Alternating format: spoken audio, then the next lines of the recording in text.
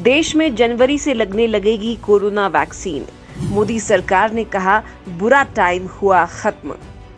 देश में हर दिन आ रहे कोरोना केसेस के बीच आज बड़ी खबर सामने आई है।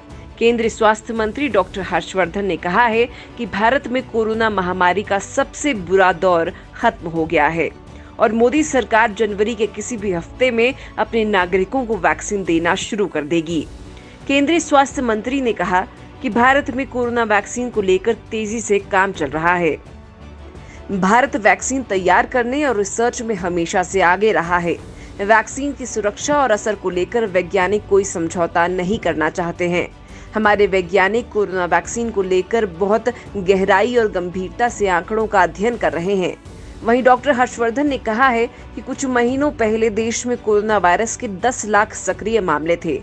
अभी देश में करीब 3 लाख सक्रिय मामले हैं। कोरोना वायरस के 1 करोड़ मामलों में से 95 लाख से ज्यादा मामले ठीक हो चुके हैं। हमारा रिकवरी रेट दुनिया में सबसे ज्यादा है। हमारे यहाँ दुनिया के विकसित देशों के मुकाबले कोरोना रिकवरी रेट सबसे अधिक है। फिलहाल रिकवरी रेट 96% को पार कर गई है।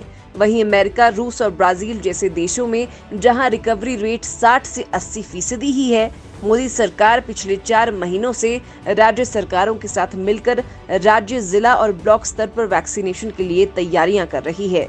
जिन 30 करोड़ लोगों को पहले वैक्सीन दी जाएगी, उनमें 1 करोड़ स्वास्थ्य कर्मी, 2 करोड़ फ्रंटलाइन वर्कर, 50 साल से अधिक उम्र के 26 करोड़ लोग और 50 साल से कम उम्र के करीब 1 करोड़ लोग हैं जिनको कोई बीमारी है। किस व्यक्ति को कहां, कब, कैसे वैक्सीन मिलेगी, इसकी जानकारी फोन पर ही उस व्यक्ति को मिल जाएगी। उसके बाद हम उसे मॉनिटर करेंगे। साथ ही दूसरे डोज के बारे में भी जानकारी फोन पर ही भेज दी जाएगी। अगर कोई वैक्सीन लेने से इनकार करता है तो उस पर कोई दबाव नहीं बनाया जाएगा। भारत में बन रही हैं कुल 9 वैक्सीन। बता दें कि भारत में इस समय 9 वैक्सीन के ट्रायल चल रहे हैं। ये सभी ट्रायल अलग अलग चरणों में हैं। स्वास्थ्य मंत्रालय के मुताबिक देश में 6 वैक्सीन के क्लिनिकल ट्रायल जारी हैं, जबकि 3 फिलहाल प्री क्लिनिकल ट्रायल के स्तर पर हैं। भारत बायोटेक इंटरनेशनल लिमिटेड और ICMR द्वारा बनाई जा रही वैक्सीन कोवैक्सीन का ट्रायल तीसरे चरण में चल रहा है। ये मृत वायरस के इस्तेमाल से बनने वाली वैक्सीन है, जिसका ट्रायल और निर्माण करने वाली भारत बायोटेक ने DCGI से इमरजेंसी यूज ऑथराइजेशन की अनुमति मांगी है। वहीं ऑक्सफोर्ड यूनिवर्सिटी की बनाई कोविशील्ड वैक्सीन का एस्ट्राजेनेका बड़े पैमाने पर उत्पादन कर रही है। चिंपांजी एडेनोवायरस प्लेटफॉर्म पर बनाई जाने वाली इस वैक्सीन के लिए पुणे स्थित सीरम इंस्टीट्यूट इसका भारतीय पार्टनर है। इसके दूसरे और तीसरे चरण के क्लिनिकल ट्रायल जारी हैं और इसके इमरजेंसी इस्तेमाल के लिए सरकार से इजाजत मांगी गई है। भारत के लिए तीसरी बड़ी वैक्सीन है ZyCoV-D। कैडिला हेल्थकेयर की ये वैक्सीन DNA प्लेटफॉर्म पर बनाई जा रही है। इसके लिए कैडिला ने बायोटेक्नोलॉजी विभाग के साथ सहयोग किया है। इसके तीसरे चरण के क्लिनिकल ट्रायल जारी हैं। भारत में रूस की स्पुतनिक V वैक्सीन का भी उत्पादन होने वाला है।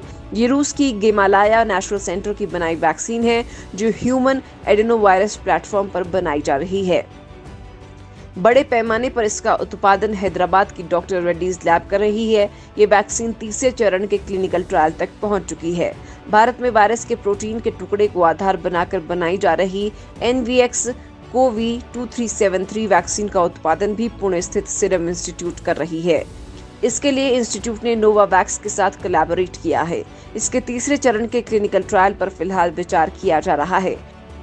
तो वहीं अमेरिका की MIT की बनाई प्रोटीन एंटीजन बेस्ड वैक्सीन का उत्पादन हैदराबाद की बायोलॉजिकल E लिमिटेड कर रही है।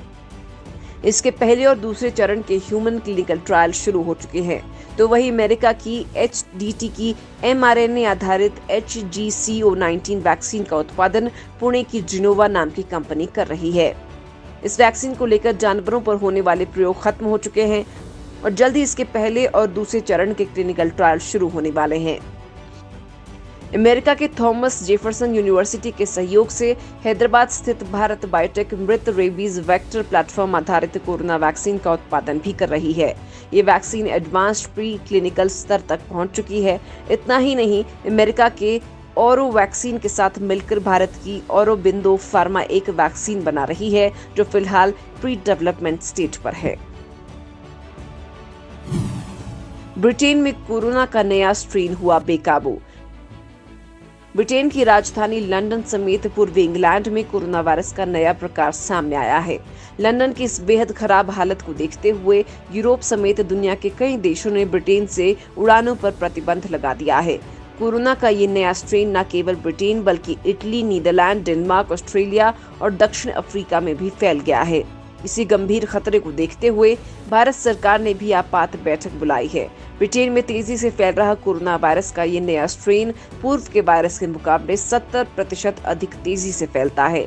भारत सरकार को डर है कि अगर ये वायरस देश में आया तो बहुत तेजी से कोरोना वायरस के मामले बढ़ सकते हैं।